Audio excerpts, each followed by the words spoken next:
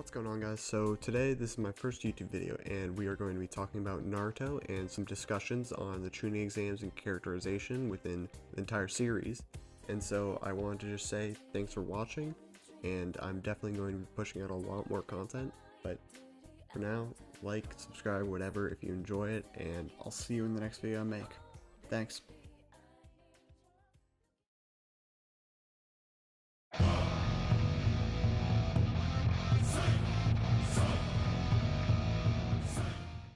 In all stories, whether it's movies, television, or even books, we follow a character or a set of characters in their journeys of discovery. Whether that's John Wick, Iron Man, or even Naruto, we always follow along with them as they figure out who they are, who others are, and what the world they live in is.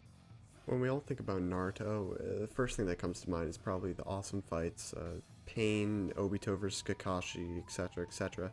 But in all honesty, what makes Naruto so great is the characters. Back when I first started watching Naruto in July, there was no way that I could have known that I would end up finishing both Naruto and Shippuden within a month.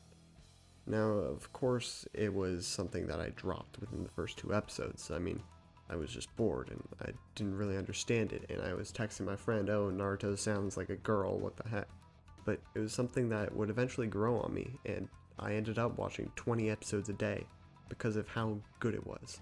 Because not only do you end up caring about the individual characters, but you ended up caring about every single character. Because it was just so damn well written, and it's nothing like I've ever seen before. Going into the Land of Waves arc, honestly, I really just couldn't stand the pacing of it. It was something that I enjoyed, because Kakashi was cool, you know, he was established as the nonchalant OP leader, but Haku and Zabuza, it just took way too long to get to the end of that arc. The mist and everything, it was just dull, empty arc. But the ending, it was something that I hadn't seen before, and it really just struck something with me, and I realized that I would want to keep watching this show, because not only did I care for these characters now, but I wanted to see where their lives would go, because Haku being the kind and caring boy that he is, and Zabuza being literally the demon of the mist, someone who would cold-heartedly kill hundreds of people throughout his lifetime, it was a contrast that I had never really seen before. It not only made you care for the villain, but it also let you into their mind, as you now understand that Zabuza truly cared for Haku, and it wasn't just a relationship of the user and the used, but one of more father and son, brother and brother. It seemed to breach this level of emotion that most basic shonen action anime don't reach that often. It seemed to delve deeper into the moralities of the characters and spirituality and heaven and hell, and the repercussions of your actions in your life. It was the show's first step into a deeper meaning within its characters, and I couldn't help but fall in love with that. Besides the pandemic, Naruto truly feels like the thing that spurred my interest in anime. It had this charm to it that no shows seem to have. It had characters that all felt like they could stand on their own 2 feet and have their name be the name of the show. Like, how many times have you thought, wow, an Itachi backstory would be crazy? I mean, like, this dude freaking murks his entire clan. But Shikamaru too. Like, I would love to watch a Shikamaru show where he just does 200 IQ plays the entire time. But that's besides the point. In the end, it's the characterization of these characters and the writing of them that brings them to life so masterfully. I mean, ask anybody that's seen Naruto to name 30 characters and describe their backstories to you, and I bet they could do that easily. Because this show has so engraved these characters into our minds that we care for them, and we understand them, and we want to learn more about them. Moving on though, I want to talk about the more intricate elements that make Naruto so good. And I can't help but talk about the pure greatness that is part 1. Despite the pacing issues that plague this entire part, Naruto is able to establish all of these characters in endearing ways, and it takes time to show the different sides of them and their role in Naruto's journey towards becoming Hokage. I mean, like I said before, straight from the Land of Waves arc, we're introduced to Kakashi, who's characterized as the nonchalant teacher with some badass skills. Sakura is the love-struck, useless piece of trash, and Sasuke is the talented shinobi who has a pretty messed up past. All of these characteristics remain true throughout the rest of the series, yet Kishimoto is able to evolve each of these characteristics as the show progresses. Naruto goes from the knucklehead ninja who's always straightforward, charging in with one jutsu, to a young man who never gives up on people. Friend or foe, he's always charging in head first towards them, knowing that they can change, hoping to get the best out of them. In the same sense, Sasuke always ends up being the character that's spiteful to those that want to help him. Even from the start, he was the one person in Team 7 who was actually really annoyed with Naruto and Sakura, despite him still caring for his teammates. For him, the endgame was always defeating his brother. He just wanted more power, and he would do anything to get that. As we move into Shippuden and Sasuke abandons the village, the traits of self-seclusion become increasingly noticeable, as he doesn't care for his former comrades anymore.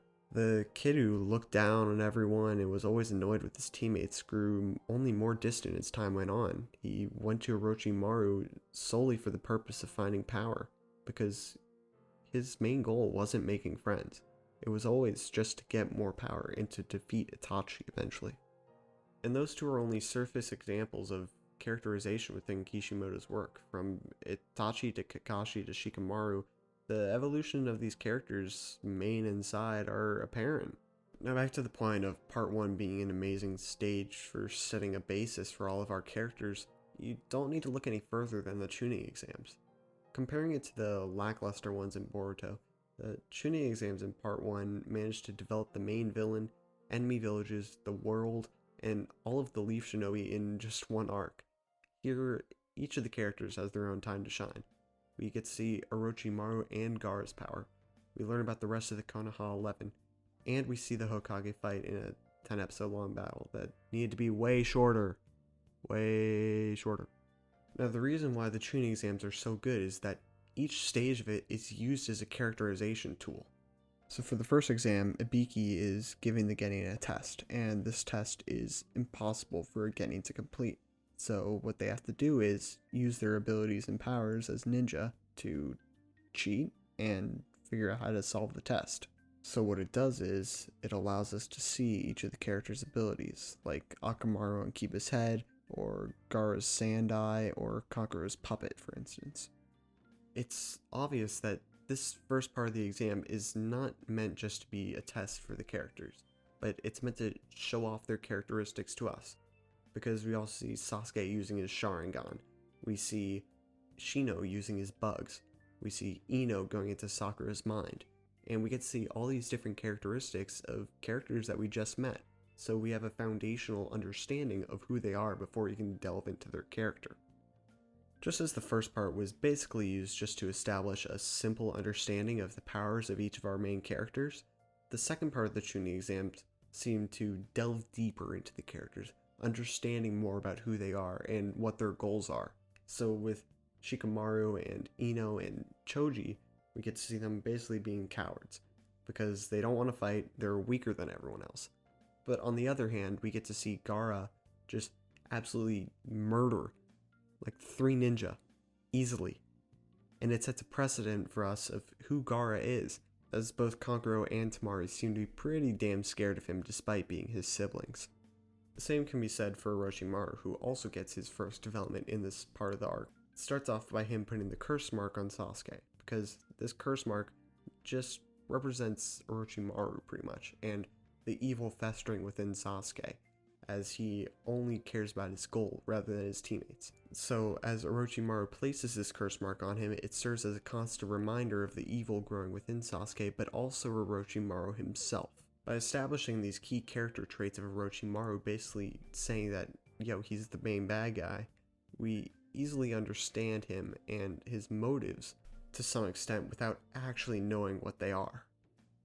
Moving on to the preliminaries, we're really able to see these characters and who they are as they're put into conflict with other characters. Kishimoto chooses to betray the linear plot design that has been going throughout Naruto so far up to this point, and he decides to branch out into a more tournament style of storytelling, as each of the characters are pit against each other, rather than just explaining the story in one linear fashion.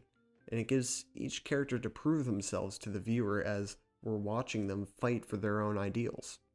Obviously, it goes without saying that Lee versus Gaara is an amazing example of a cool fight because, Lee dropping the weights is one of the most historic moments in all of anime. But it also serves as great character development for both characters because not only do we see Gaara's destructive power in all its glory, but we also see that Rock Lee is someone who can hold his own ground. We understand that Gaara is a murderous, bloodthirsty demon to some extent, and we also understand that Lee represents hard work and effort. But going into this fight, we have the precedent that Gaara is someone who can't be killed, because, look at him, he literally just murdered 3 other shinobi like it was nothing. So dropping the weights for Lee is meant to seemingly balance the playing field in the viewer's eyes. It's meant to give us the understanding that, hey, maybe Rock Lee can win. You never know. On top of this, it also sets a power scaling for Gaara, as Rock Lee was the person who defeated Sasuke easily. So if Lee loses to Gaara, that develops Sasuke's character as well. So in the end, the precedent for this fight is that Lee is the underdog, and by dropping those weights, he is proving that, hey, it's an equal playing field here. It's by watching this fight that we're able to further understand Lee's motivations, because he's not only not able to perform ninjutsu, but he's also living in the shadow of Neji, the #1 ninja in the Leaf Village at this point, for the Genin. And so it's through this that we're able to understand Lee's emotions and strengths at this point, and it leaves an impact on us as a viewer. It's the same for Gaara too, because as he has this growing bloodlust and there's continued statements from Temari and Kankuro of how OP he is, it all contributes to his characterization and proving that he truly is a demonic character. Now, the icing on the cake, in my opinion, for this battle is Lee's use of the 8 gates and his eventual defeat to Gaara. Now, the 8 gates represents overcoming something within oneself to achieve power that's not usually obtainable to the body by normal means. It quite literally represents growth itself. But just as Lee seems to break free from his cage that is Neji and his lack of ninjutsu, he's brought back down to earth as the demonic presence that is Gaara breaks his bones and leaves him crippled until the end of part 1. By cutting down Lee in a moment like this, it creates even more room for growth and leaves his character in a situation that puts him in a spot that's independent from a stagnant secondary character, yet not in the same spot as Naruto. And we understand that Lee will continue to grow, but we also know that he is not there yet, as he has both physical and mental hurdles to jump. It's the same for Gaara, as this is all in preparation for the Talk no Jutsu by Naruto. He's unable to comprehend why Gai Sensei steps in to save Lee's life, and this care and this love, it's foreign to him. He's portrayed as someone who can't be defeated, someone with an absolute defense who has never felt a single blow or never had any blood spilled, and he even beats up the guy who just rolled Sasuke.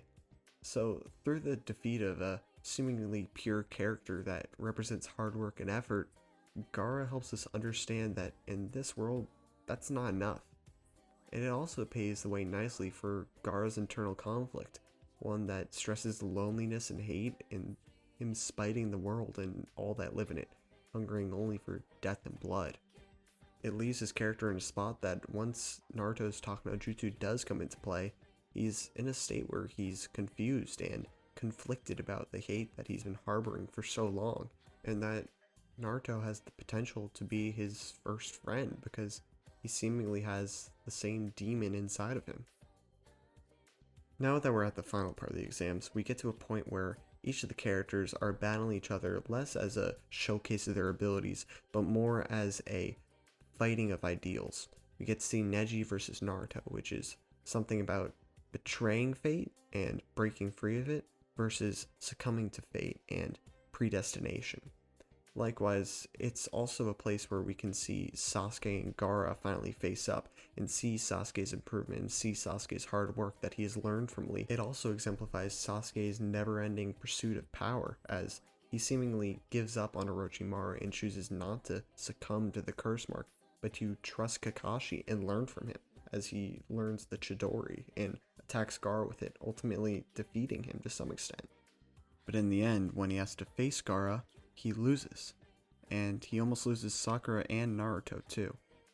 This provides great characterization for Sasuke as it shows that he's straying more towards Orochimaru as he realizes that through this power that Kakashi's given him, he's still not able to save the ones he cares for. And in turn, he won't be able to beat Itachi. In a different way though, Neji and Naruto's fight is just at its core a battle of ideals.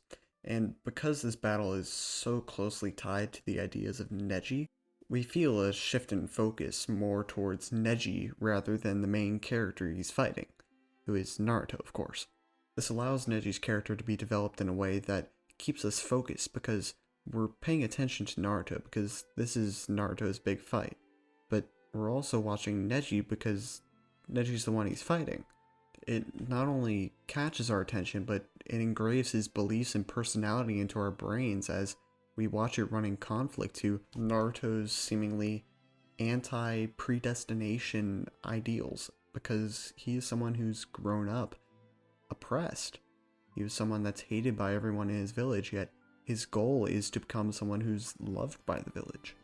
With Kishimoto's excellent use of battles as a form of development for characters, we're able to get closer with these shinobi that we have just met, understanding their powers, backstories, and motives all at the same time. And it's really amazing. The Chunin exams quite literally pave a path towards the arcs of the Akatsuki, the Fourth Great Ninja War, and beyond as it founds the ideals of our main cast of ninja. Not only does it set basic knowledge of each of these characters, but we get distinct yet not overly exaggerated features to remember them by. Gaara is the sand guy, Kiba's the dog guy, Ino goes into people's minds, and on, just from this one arc. Going into Shippuden, Kishimoto uses these basic ideals and motivations for our characters to further develop them, changing his characters, allowing them to seemingly grow up within this imaginary world.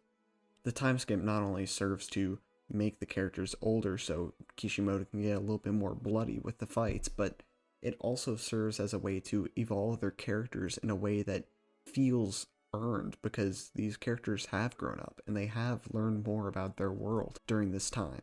Key characters that I could point out for this change would be Gaara becoming friends with Naruto and uniting with him as a fellow Jinchuriki, and Shikamaru, who struggles with his genius and failures that resulted in the deaths of those closest to him. I mean, if you look at the Sasuke retrieval arc, there he basically almost loses Choji and Neji because he's unable to figure out a way to get them all safely to Sasuke and to rescue him.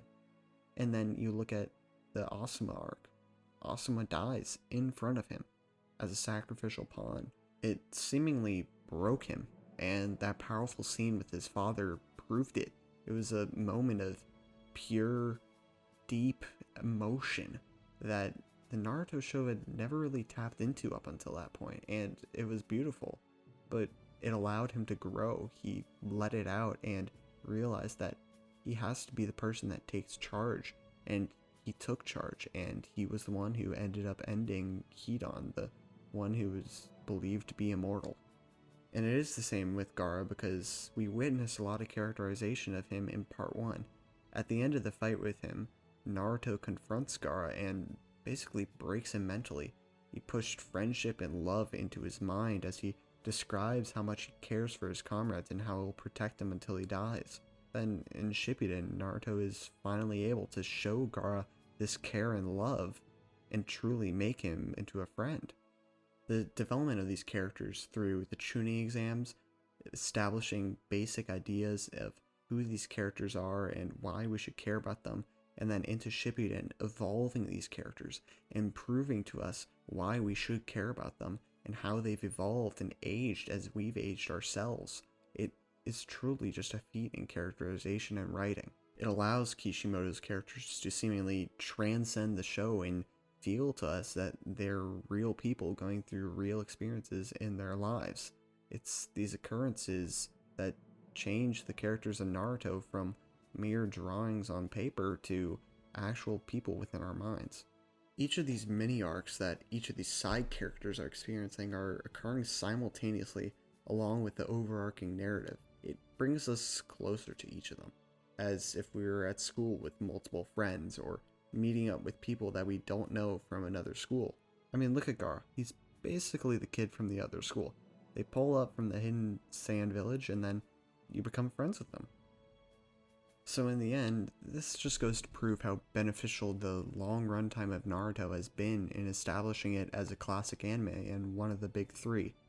It may not be as thorough and well written as something like Attack on Titan or Promised Neverland Season 1, for instance, but its characters are pretty damn well written, and I know that these characters are likely going to stay with me for the rest of my life, and so many others too.